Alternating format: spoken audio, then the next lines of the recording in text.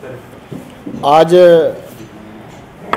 Grass root के workers हमारे को पार्टी को ज्वाइन कर रहे हैं। नूरपुर से मनीषा जी हैं, जिन्होंने जिला परिषद का इलेक्शन लड़ा था और 6400 वोट इंडिपेंडेंट इन्होंने पाए थे और दूसरे नंबर पे आई थी, सिर्फ 400 वोटों से पीछे रह गई थी।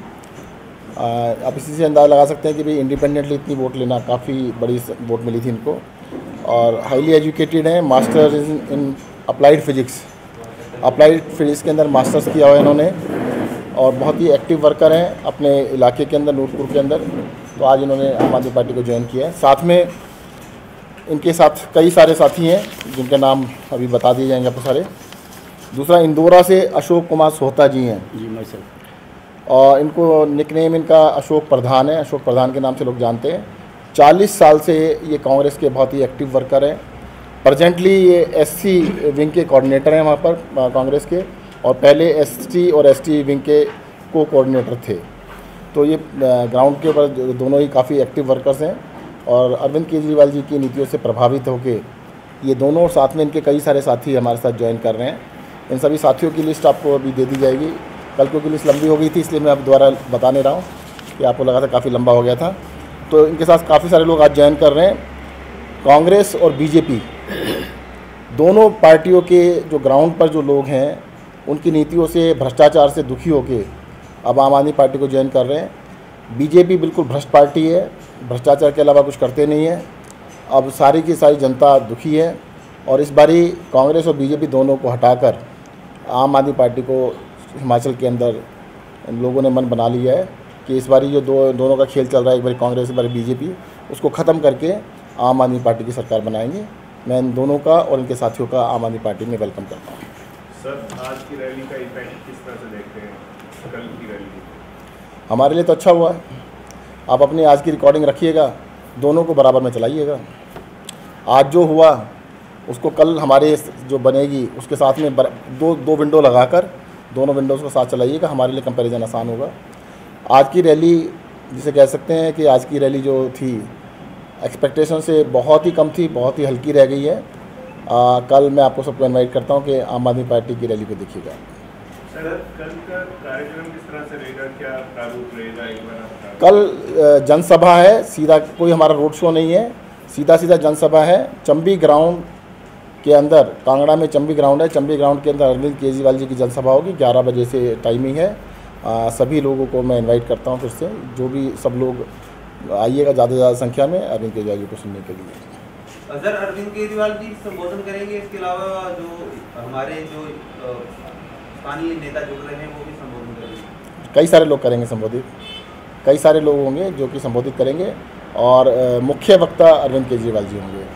भाजपा ने सर 30,000 का लक्ष्य रखा था नगरोटा में, तो आम आदमी पार्टी ने कोई लक्ष्य रखा हो? नहीं, उनका लक्ष्य तो चलो 30,000 क्या 3 लाख भी हो सकता था। अभी तो आप बताओ ना कितने आए थे। आपने कितना लक्ष्य रखा है? हमारा लक्ष्य ये है कि जितने इनके आए थे ना, उससे हमारे कई गुना ज़्यादा होंगे, बीजेपी से कई गुना ज़्यादा होंगे। ठीक है, थैंक यू। कोई बड़ा चेहरा शामिल हो सकता है? देखिए, कल का जो जनसभा है वो जनसभा रखी गई है, उसके अंदर ज्वाइनिंग का प्रोग्राम नहीं रखा गया है, क्योंकि जनसभा के अंदर जब इतनी बड़ी संख्या में लोग आते हैं तो उसके अंदर ज्वाइनिंग के प्रोग्राम को मिक्स करने से थोड़ा सिस्टम गड़बड़ा जाता है। तो ये पूरा एक्सपीरियंस बता रहा है कि कभी भी बड़ी जनसभा के साथ ज्वाइनिंग को मिक्स नहीं करना चाहिए। कल की जनसभा के बाद हम आपको बड़ी बड़ी ज्वाइनिंग अगले आने वाले दिनों में दिखाएंगे, काफ़ी सारी बड़ी बड़ी ज्वाइनिंग जो कि होने वाली थी। कई हमारे डिस्कस किया कि हमने कहा भाई उस दिन करने में, क्योंकि सबको फिर महत्व नहीं मिल पाता है, जो इतने बड़े बड़े लोगों को ज्वाइन कराना है तो सब चाहते हैं कि इंडिविजुअली ज्वाइन करें, तो हम लगातार फिर इंडिविजुअली अलग अलग ज्वाइन कराएंगे। इसके अलावा सर ये भी सवाल उठ रहा है, जैसे मंडी में अगर बात की जाए तो भगवंत मान और अरविंद केजरीवाल भी इस पर स्टेज ही कहा जा सकता है उसे, तो इस बार भी अगर उम्मीद है कि लोगों को मंच पर जगह मिलेगी या फिर अरविंद केजरीवाल ही? बिल्कुल, क्यों नहीं जगह मिलेगी। देखिए, हिमाचल का इलेक्शन है, हिमाचल के लोग हैं, हिमाचल के लोग ही होंगे, सबसे ज़्यादा हिमाचल के लोग ही होंगे। आप इसकी बिल्कुल चिंता मत करिएगा। मंडी में नहीं, मंडी में मैं बताया था, कल भी बताया था आपको, कल भी आप ही का शायद प्रश्न था। देखो, ट्रक के ऊपर 2 ही लोगों को खड़े होने की जगह थी। अब नहीं, वो सिक्योरिटी वाले 2-3 लोग और थे। तो उसके अंदर क्या होता है कि अब ज़बरदस्ती कहते हैं हम एक ही, क्योंकि हमारा बड़ा ट्रक नहीं आ सकता था। आपने देखा था मंडी के अंदर गली छोटी थी तो हमें चेंज करना पड़ा वहाँ पर, एंड मोमेंट के ऊपर टाटा 407 छोटी जगह करनी पड़ी। तो उसमें जब जगह नहीं थी, अब एक को तो चढ़ा नहीं सकते थे। अगर हम चढ़ाते तो कम से कम 15-20 लोगों की लिस्ट थी कि 20 लोगों को कम से कम हमें रखना पड़ता, तो उतनी जगह नहीं थी हमारे पास। सर और कौन शामिल होंगे सर इस जनसभा में? मैंने बताया ना, मुख्य वक्ता अरविंद केजरीवाल जी होंगे, बाकी सभी हमारे पार्टी के यहाँ के हिमाचल के काफ़ी सारे लोग सदस्य होंगे, वो साथ में शामिल होंगे। भगवंत मान जी आएंगे? नहीं, कल उनका प्रोग्राम नहीं है। Thank you. अभी दिल्ली मॉडल और हिमाचल मॉडल में कोई फर्क होगा कि एक जैसा ही है? देखो क्या होता है कि दिल्ली मॉडल के अंदर जो भी अच्छी चीज़ें हैं, जो जो यहाँ पर लागू हो सकती हैं, उन सबको लागू करेंगे। पंजाब के अंदर भी जो चीज़ें अच्छी सीख रहे हैं वो भी लागू करेंगे, और हिमाचल की यूनिक अपने आप की कई सारी चीज़ें हैं जिनको हमें डेवलप करना है। जैसे एग्जांपल के लिए शिक्षा का मॉडल, स्वास्थ्य का मॉडल, दिल्ली का मॉडल बिल्कुल परफेक्ट है, जिसके लिए पूरी दुनिया तारीफ़ कर रही है। उनको दिल्ली से ला के यहाँ पे लागू किया जाएगा। यहाँ पे बता रहा हूँ, शिक्षा का वही है, शिक्षा की परिस्थिति बिल्कुल सेम है। यहाँ पे शिक्षा का बिल्कुल बंटाधार हुआ पड़ा है। स्वास्थ्य की हालत भी बड़े ख़राब है, उनको ठीक करने की आवश्यकता है। 300 यूनिट बिजली हमने पंजाब में फ्री की है, यहाँ पर इन्होंने नकल करके 125 करने की कोशिश की है, तो यहाँ पर पंजाब में 300 की है, तो यहाँ पे 300 करेंगे। यहाँ की यूनिक चीज़ें हैं कहीं, देखिएगा यहाँ पर जो एग्रीकल्चर है, ये प्लेन्स की तरह से एग्रीकल्चर नहीं होता है, तो एग्रीकल्चर को पहाड़ों के हिसाब से उसको डेवलप करने की आवश्यकता है। यहाँ पर हॉर्टिकल्चर पे बहुत ध्यान देने की ज़रूरत है, बागवानी के ऊपर। यहाँ पे एप्पल है, बाकी फ्रूट्स के बहुत तरह तरह की वैरायटीज़ होती हैं, उनको बढ़ावा देने की आवश्यकता है। यहाँ पर जंगल बहुत हैं, जड़ी बूटियों पे ध्यान दे सकते हैं। ख़ास तौर से जैसे आपका टूरिज़्म है, टूरिज़्म अपने आप में ये बहुत बड़ा सेक्टर हो सकता है। भगवान ने इस देवभूमि को इतना सुंदर बनाया है कि स्विट्ज़रलैंड से भी मैं तो कहता हूँ सुंदर है। और टूरिज़्म के मामले में देखें तो हमारे यहाँ पर जितने टूरिस्ट आते हैं पूरे साल के अंदर, स्विट्ज़रलैंड में तो उससे कम से 50 गुना ज़्यादा जाते हैं। तो यहाँ पर भी टूरिज़्म को बहुत बड़ा बढ़ावा दिया जा सकता है। हिमाचल के बच्चे देश में ही नहीं, विदेशों के अंदर भी टूरिज़्म सेक्टर के अंदर काम कर रहे हैं, बहुत जगह काम कर रहे हैं, जबकि हिमाचल में इतनी संभावनाएं हैं जो हम काम कर सकते हैं। तो हिमाचल की बहुत सारी यूनिक प्रॉब्लम्स हैं। अब जो हाइड्रो इलेक्ट्रिक पावर है उसको बहुत रिफॉर्म करने की आवश्यकता है। इसके साथ साथ आपको अब जो 4 लेन बना रहे हैं उसके अंदर बड़ी समस्याएं आ रही हैं, उनको भी ठीक करने की ज़रूरत है। यहाँ पर जो आपके एम्प्लॉयज़ हैं उनकी समस्याएं हैं बहुत सारी, उनको अलग से सुन के, उनको समझ के उनके ऊपर काम करने की ज़रूरत है। तो हिमाचल के लिए कुछ चीज़ें जो है शिक्षा, स्वास्थ्य जैसे हैं, उनको दिल्ली से जैसे हमने सफल हो गए हैं, कुछ चीज़ें पंजाब से हैं, बाकी हिमाचल के अलग से किया जाएगा। सर क्या प्लान ऑफ एक्शन है एम्प्लॉयमेंट जनरेट करने के लिए? देखिए, पंजाब जो हिमाचल के अंदर एम्प्लॉयमेंट के लिए सबसे बड़ी बात यह है कि हमारे को इकोनॉमिक एक्टिविटी को बढ़ाना पड़ेगा, सबसे ज़्यादा इकोनॉमिक ग्रोथ को देना पड़ेगा। जैसे मैंने आपको बताया कि एग्रीकल्चर इनकम को कम से कम 4 गुना हम कर सकते हैं, 3 से 4 गुना कर सकते हैं। अगर एग्रीकल्चर इनकम को 3-4 गुना करेंगे तो उसमें एम्प्लॉयमेंट की बहुत ज़्यादा गुंजाइश है। आज अपनी खेती होते हुए भी बहुत सारे बच्चे जा रहे हैं क्योंकि रेमोनेटिव नहीं रही। इसी तरह से जो हॉर्टिकल्चर है, एप्पल की खेती पूरे हिमाचल प्रदेश में सिर्फ 5,000 करोड़ की होती है, जिसको बड़ी आसानी से 25,000 करोड़ पे ले जा सकते हैं, बड़ी आसानी से 25,000 करोड़ ले जाते हैं। तो उससे बहुत बड़ी संभावनाएं, बहुत सारी एम्प्लॉयमेंट निकलेगी। इसी तरह से टूरिज़्म की बात कर रहे हैं, जितना टूरिज़्म का स्कोप है, कम से कम जितना भी आज भी रेवेन्यू है उससे 10 गुना टूरिज़्म हम आराम से कर सकते हैं। इसी तरह से एजुकेशन के ऊपर जब ध्यान देंगे, हेल्थ केयर के ऊपर देंगे, सभी संभावनाएं हर क्षेत्र के अंदर अलग अलग संभावनाएं हैं। और हिमाचल की आबादी बहुत कम है, तो मुझे लगता है कि हम हिमाचल के जो आज बताया जा रहा है कि 40% नौजवान बेरोज़गार हैं, इस बेरोज़गारी को हम बिल्कुल पूरी तरह से ख़त्म कर सकते हैं। यहाँ पे हर इंसान को एम्प्लॉयमेंट मिल सकती है। सर, भाजपा के राष्ट्रीय अध्यक्ष जगत प्रकाश नड्डा ने एक बार फिर से निशाना साधा है कि उत्तर प्रदेश में जितने कैंडिडेट थे वो लगभग उनकी जो है जमानत जब्त हुई है। उत्तराखंड में भी यही हाल रहा है कि 70 में से 68 कैंडिडेट ऐसे थे जिनकी जमानत जब्त हुई है। हिमाचल प्रदेश में भी ऐसा हाल होगा? नहीं, वैसे तो देखो, अगर हम कुछ भी नहीं है तो उनको हमारे बारे में बात करने की आवश्यकता ही नहीं थी। अगर उन्होंने हमारी बात की है तो कुछ है तभी की है। हिमाचल में देखो, तब तक हम पंजाब नहीं जीते थे, तब तक लोगों को विश्वास नहीं था कि दिल्ली से बाहर दूसरी सरकार बना सकते हैं। आज आम आदमी पार्टी ने दूसरी सरकार बना के दिखा दिया है। लोगों को पूरी संभावना नज़र आती है कि आम आदमी पार्टी सरकार बना सकती है। पहले जब तक लोगों को संभावना नज़र नहीं आती है कि भाई सरकार बनेगी या नहीं बनेगी, तब तक थोड़ा मुश्किल होता है। और दूसरी बात, हमारी छोटी पार्टी है, हमने एक स्टेट के ऊपर फोकस किया था, वो था पंजाब। हमने पंजाब में पूरी एनर्जी लगाई, पूरी रिसोर्सेज लगाए, सब कुछ मेहनत पंजाब पे की, और पंजाब का रिजल्ट आप देख रहे हैं।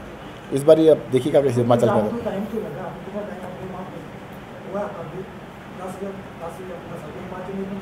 नहीं, 10-15 साल नहीं लगे।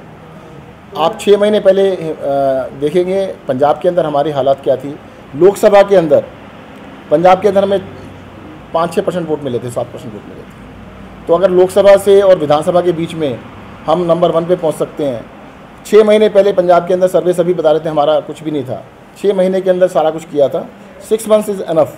6 महीने के अंदर हिमाचल में हम जरूर कुछ ना कुछ करके दिखाएंगे आपको। सर एक बड़ा सेंसिटिव क्वेश्चन है, वो चाहे तो आप जवाब ना भी दें, बट एक जो खालिस्तानी प्रो एक्टिविस्ट पन्नू द्वारा ये कहा जा रहा है कि आम आदमी पार्टी में खालिस्तानी प्रो एक्टिविस्ट का पैसा लगा है और यही पैसा वो गुजरात और हिमाचल के इलेक्शन में यूज़ करने। बिल्कुल गलत आरोप है। इस तरह के निराधार आरोप का मैं खंडन करता हूँ, किसी तरह का भी नहीं। और अगर ऐसा है तो उन लोगों के खिलाफ एक्शन लेना चाहिए सरकार को। सर पंजाब और दिल्ली में जो हिमाचल के हक है, जैसे बिजली की अदायगी है, तो होगी क्या होगी? हमारी सरकार बनेगी, बिल्कुल होगी।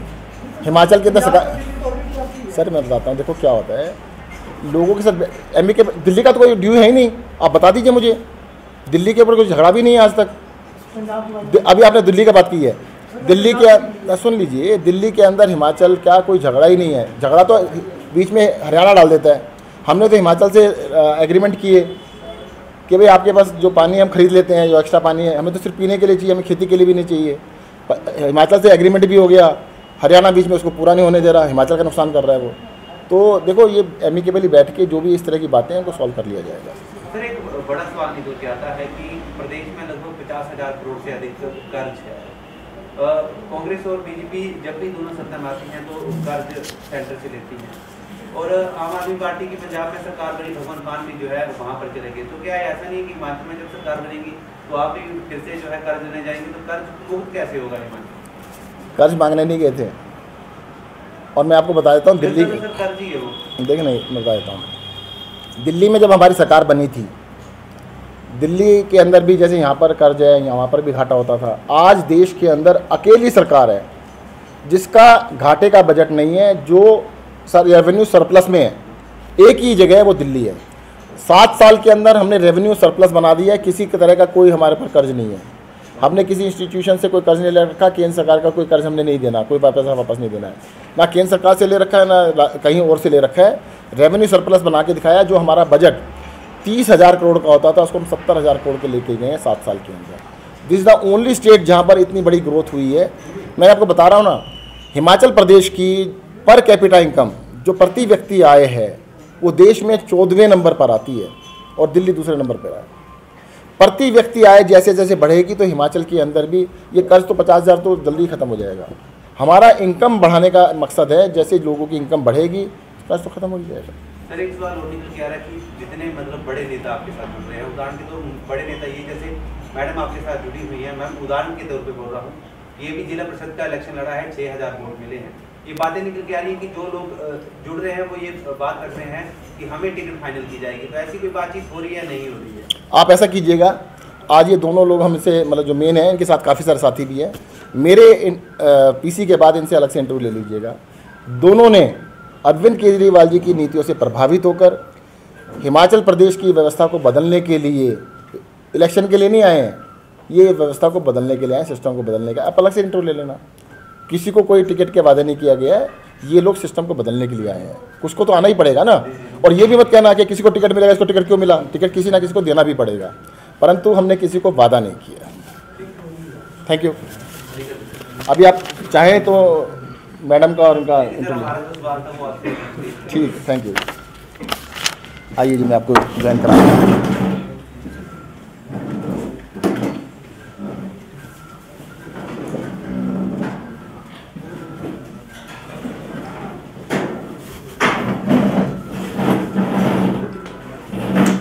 बाकी लोगों को बुला लो।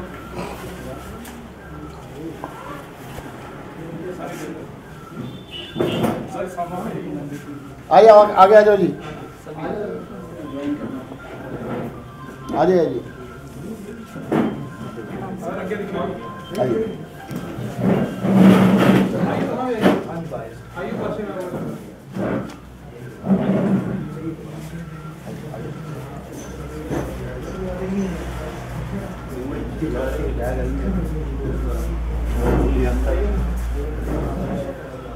आप उस तरफ आ जाइए, इस तरफ आ जाइए, फोटो होगी, फोटो इस तरफ खड़े हो जाओ, फोटो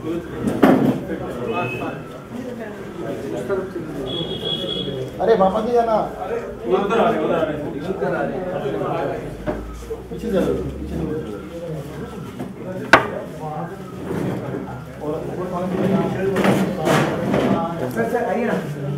आ जाओ।